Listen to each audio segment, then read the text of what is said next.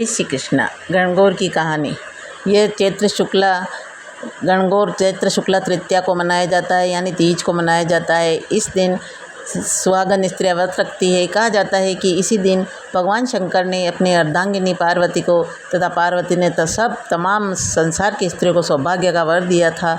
पूजन के समय रेणुका की गौरी बनाकर उस पर चूड़ी, मावर, सिंदूर चढ़ाने का विशेष फल है। चंदन, अक्षत, धूप, दीप नैवेद्य से पूजन करने, सुहाग सामग्री चढ़ाने तथा भोग लगाने का नियम है। यह व्रत रहने वाली स्त्रियों को गौर पर चढ़े सिंदूर को अपने मांग में लगाना चाहिए।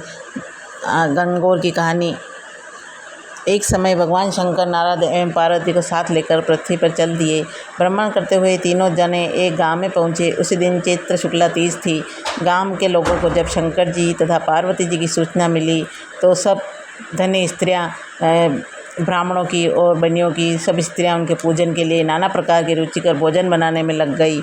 इसी कारण से उन सब कुलवंत स्त्रियों को काफ़ी देर हो गई और दूसरी ओर अकुलीन यानी कि निर्धन घर की स्त्रियां जैसी बैठी थी वैसी की वैसी ही थाल में हल्दी, चावल, अक्षत तथा जल लेकर शिव पार्वती की पूजा की।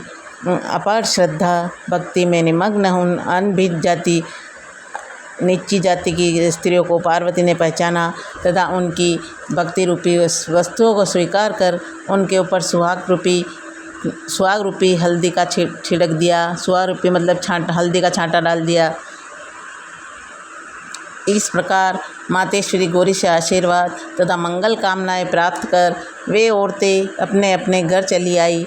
तत्पश्चात कुलवंत स्त्रियां, ब्राह्मणों और बनियों की स्त्रियां 16 श्रृंगार 56 प्रकार के व्यंजन सोने के थाल में सजा कर लाई। तब भगवान शंकर ने शंका व्यक्त करते हुए कहा, हे पार्वती जी, तुमने तमाम सुहाग का प्रसाद तो सब ने साधारण स्त्रियों में बांट दिया, अब इन सबको क्या दोगी? पार्वती जी ने कहा, हे भगवान, आप इसकी चिंता छोड़ दें। उन्हें केवल ऊपरी पदार्थों से निर्मित रस दिया है, इसलिए उनका सुहाग धोती से रहेगा, परंतु इन लोगों को मैं अपनी उंगली चीर कर रक्त सुहाग रस दूंगी, जो मेरे समान ही सौभाग्यशालिनी बन जाएगी। इस प्रकार जब कुलीन स्त्रियां शिव पार्वती का पूजन कर चुकी तो देवी पार्वती ने अपनी चिट्टी उंगली चीर कर उसके रक्त को उनके ऊपर छिड़क दिया और कहा, तुम सुहाग वस्त्र भरणों का परित्याग कर महाया मोह से रहित हो तथा तन मन धन से पति सेवा करना और अखंड सौभाग्य प्राप्ति करना। और तुम्हें इस प्रकार का आशीर्वाद दिया। भवानी माँ का यह आशीर्वाद सुनकर प्रणाम करके कुलीन स्त्री भी अपने अपने घर लौट आई तथा पति परायण बन गई। छिड़का खून जिसके ऊपर जैसा पड़ा था उसने वैसा ही सौभाग्य प्राप्त किया। इसके पश्चात पार्वती जी ने पति की आज्ञा से नदी में जाकर स्नान किया।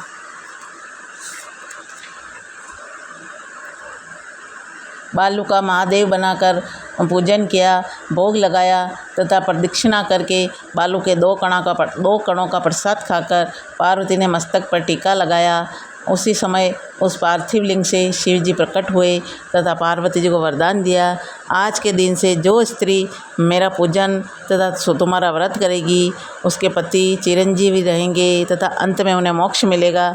पार्थिव शिव जी ये वरदान देकर अंतर्ध्यान हो गए। इसके बाद पार्वती जी नदी तट से चलकर उस स्थान पर आई जहाँ पर पतिदेव तथा नारद ऋषि पर्वत नारद को छोड़कर गई थी। अतएव शिव ने देर से आने का पार्वती जी को कारण पूछा तो इस पर पार्वती जी ने उत्तर दिया, मेरे भाई और भौजाई नदी के किनारे मिल गए थे।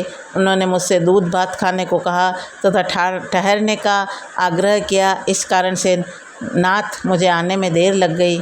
ऐसा सुनकर अंतर्यामी भगवान शंकर सब समझ गए तथा स्वयं दूध भात खाने के लिए जाने की जिद करने लगे। पार्वती जी ने जब समझा कि अब मेरी पोल खुल जाएगी तो अधीर होकर पति से प्रार्थना करने लगी, हे भगवान, आप मत जाइए। पर शंकर भगवान कहाँ मानने वाले थे, वो आगे आगे चल दिए और पीछे पीछे पार्वती माँ चल दी। जब नदी की ओर पार्वती माँ ने जब नदी की ओर देखा तो एक सुंदर माया का महल बन गया और जिसमें शिव जी के साले तथा साले हेली जी विद्यमान थे। वे लोग जब वहाँ पहुँचे तो उन लोगों ने शिव पार्वती की अगवानी की तथा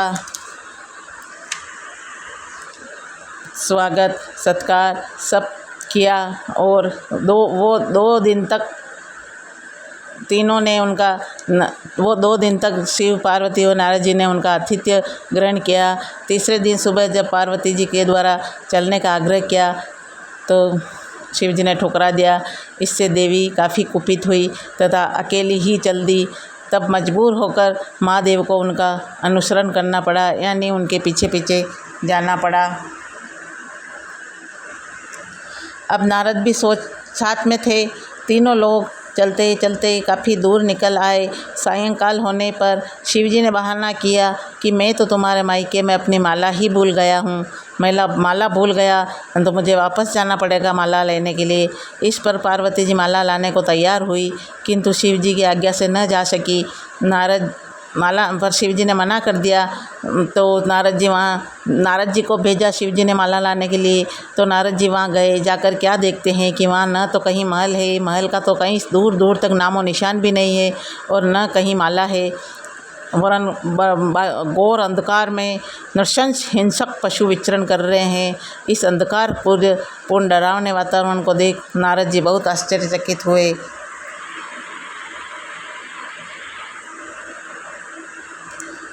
तत्पश्चात अचानक बिजली के चमकने से वृक्ष पर टंगी हुई माला दिखाई दी। उसे लेकर महामुनि नारद भयातुर अवस्था में शीघ्र ही शिव जी के पास आए और उन्होंने अपनी विपत्ति का सब वर्णन शिव जी को कह के सुनाया। इस प्रसंग को सुनकर शिव जी हंसने लगे और शिव जी ने नारद से उसका आदि और मूल कारण सब बताया। हे मुनि, आपने जो कुछ भी दृश्य देखा वह पार्वती जी की अनोखी माया का प्रतिफलन है। वे अपने पार्थिव पूजन की बात को आपसे छुपाना चाहती थी, गुप्त रखना चाहती थी, इसलिए उन्होंने झूठा बहाना बनाया था कि मैं दूध भात खाने गई थी। फिर उसे सत्यासत्य करने के लिए उन्होंने अपने पतिव्रत धर्म की शक्ति से झूठे महल की रचना की, और अपितु सच्चाई को उभारने के लिए ही मैंने माला लाने के लिए तुम्हें दोबारा उस स्थान पर भेजा था। ऐसा जानकर महर्षि नारद ने माता पार्वती तथा उसके प्रतिव्रत प्रभाव से उत्पन्न घटना की मुक्त कंठ से प्रशंसा की। जहाँ तक उनके द्वारा पूजन की बात को छिपाने का सवाल है, वह भी समाचीन ही जान पड़ता है, क्योंकि पूजा छिपा कर ही करनी चाहिए।